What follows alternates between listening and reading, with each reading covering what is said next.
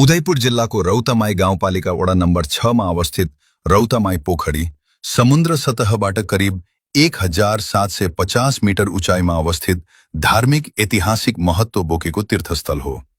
यस पोखरीको नामाकरण मगर भाषाको रौताहा भन्ने शब्दबाट बनेको पाइन्छ। रौको अर्थ प्रेम र ताहाको अर्थ पुग्नु भन्ने कथन रहेको पाइन्छ।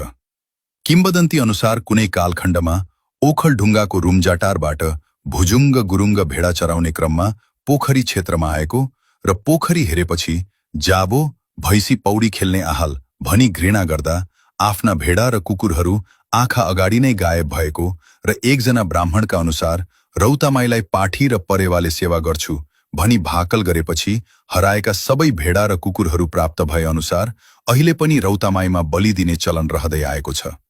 पोखरीको उत्तर पश्चिमको छेउमा काग भलायोको आरमा रौतमाईको मन्दिर रहेको छ।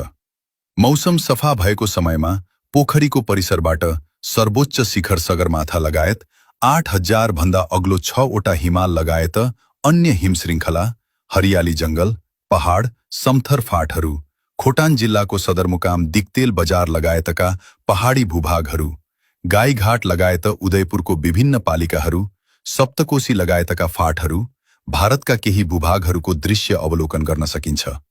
साथै यस क्षेत्रमा विभिन्न जडीबुटी, लालीगुराँस, जंगली जनावर, चरा, चुरुङ्गी आदि जैविक विविधताले भरिपूर्ण भएकाले प्राकृतिक दृष्टिकोणबाट यो रौता पोखरी क्षेत्र प्रकृतिको अनुपम उपहारको रूपमा लिन सकिन्छ।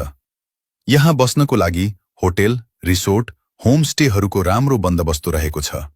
हरेक वर्षको पहिलो दिन वैशाख 1 गते मेला लाग्ने यस क्षेत्रमा आवत जावत गर्नको लागि यातायातको साधन प्रयोग गरी उदयपुरको सदरमुकाम गाईघाटदेखि साउने, रानीबास, हुबास, डहर, अधेरी हुँदै 42 किलोमिटरमा रौता पोखरी पुग्न सकिन्छ भने ट्रेकिङ गर्न रुचाउनेहरूका लागि गाईघाट, बोक्से, बेलदोभान, सिद्रे, डहर, अधेरी हुँदै 22 किलोमिटरमा निकास बजार हुँदै रौता पोखरी पुग्न सकिन्छ।